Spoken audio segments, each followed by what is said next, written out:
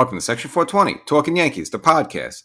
Well, a little bit of sudden news in Yankee land dealing with the ownership there. Of course, everyone's probably thinking that it's about Hal Steinbrenner and kind of a little bit of a clueless, empty comments about, well, I don't pay attention to fans. I'm not sure why they're upset, blah, blah, blah. But a little bit more, I guess I'll get into that as well. But again, this will be a short episode. But a little groundbreaking news, not big news. But again, I don't know if any of you podcast fans out there, if you follow Valuetainment, I believe that's Patrick Bet David, is going to now be officially part of the Yankee family. He just announced on his podcast earlier today that he's going to be a minority owner of the Yankee team. Now, supposedly, according to him, this was like a year in the works. And it's kind of funny because he actually was at a Yankee game maybe about a week or two ago. So I first figured, well, he's just in New York for something. But actually, it turns out that was the final touch, the final meeting there that confirmed it all. And he's kind of been keeping this in his back pocket for a little bit. So I guess the backstory with this, again, if you don't know him, he's kind of a self-made, I don't know if you want to call him a real estate / marketing / investing type guy, but kind of one of these self-made men. And now very recently now he's transitioned over to being a podcaster, kind of emulating Joe Rogan a little bit. He has on a lot of big, political figures, a lot of famous people, kind of people in current events. Probably more, he's been more political. He's also have some like ex-mobsters on as well. I'm sure you've seen like the Sammy the Bull one, Michael Francese. They kind of got them off the ground with their podcast a little bit. So he kind of started out with that. Now, again, maybe more recently, you see him having a lot of conservative members on, a lot of former people from the Trump administration or people, on good terms with Trump. So, I don't know what it really means anything. I mean, I guess politically, he leans conservative on the right side there with him. Now, he's actually from Iran originally, then came to the U.S., after that, and I believe maybe first Los Angeles and kind of bounced around a little bit. But he's very pro-American. He's probably as American as apple pie, as you would think. And again, he probably leans conservative like that. So again, not that really means anything. That's just kind of the tail of the tape on him. But he is a rich individual. Again, he's a self-made person with sales and real estate and marketing and investing, all this stuff. He's kind of one of those kinds of guys you see on the infomercials, like, hey, yeah, follow my 5 steps, and this is how you can be famous, blah, blah, blah. So that's kind of his background. So according to him, about a year ago, one of the Yankee minority owners was leaving the board there, kind of, I guess, looking to sell off his share of the team there. And I guess, since this individual, he is quite wealthy, I guess he put his name in the hat there. And according to him, it kind of, took almost a year. There's a process. Obviously, he had background checks on him. MLB had to do background checks on him. And then more recently, I guess when he did come to New York, he had a meeting there in a room. So he described it with Randy Levine, Lonnie Trust, who's been with the organization for a while, and of course with Hal Steinbrenner, kind of giving the final graces in and kind of putting a bow on the whole thing. So Patrick Bet David, if you're a fan of his or not, again, now part owner of the New York Yankee, even though a minority stake there. So I don't know what he's going to really bring to the table. I mean, again, he's kind of a smart guy, smart cookie. He's very analytical. He's good with sales and marketing. So I don't know if he's going to chip in anything with there. But again, he'll be part of the Yankee team there. So if you're a fan of his podcast and you're a fan of the Yankees, well, there you go there. As for Hal, I think they're blowing up this whole thing a little bit that, him being, I mean, it's pretty much now got national coverage, how he was saying that, well, I don't understand why the fans are upset with the team. And, I don't follow podcasts and what they're saying on the radio and those stuff like that. I don't listen to that stuff.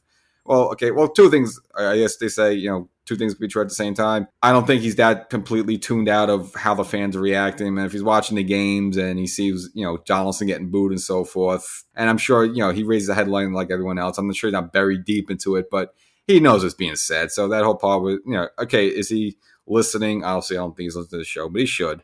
Is he watching, John Boy every day? Is he, going around on podcasts and Twitter and see what's being said and how fans are reacting?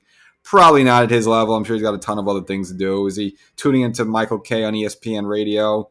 Maybe seldomly, but he knows the headlines. He knows the storylines out there.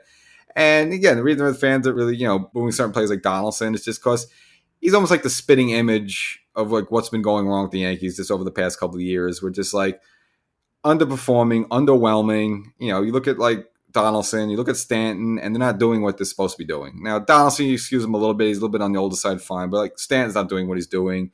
And you see players regress. You see Gleyber Torres, like he's an okay player. He's bounced back from that little hole he dug for himself, I would say, 2020, 2021. But he's still not really where he should be progressing at this point. I mean, he should be close, almost like a 290, 300 hitter. He's not even near that. He's okay. He's a 260 hitter. He'll hit some home runs here and there, but overall okay in the field. But lately he's been having some little head scratches there in the field there, but he's just not really progressing. Same so with Gary Sanchez, came on the scene great and then digressed. And then you see someone like Hicks, be absolutely terrible here, change teams right now, and he's hitting the ball all over the place. Even had a home run again in the Tampa series there.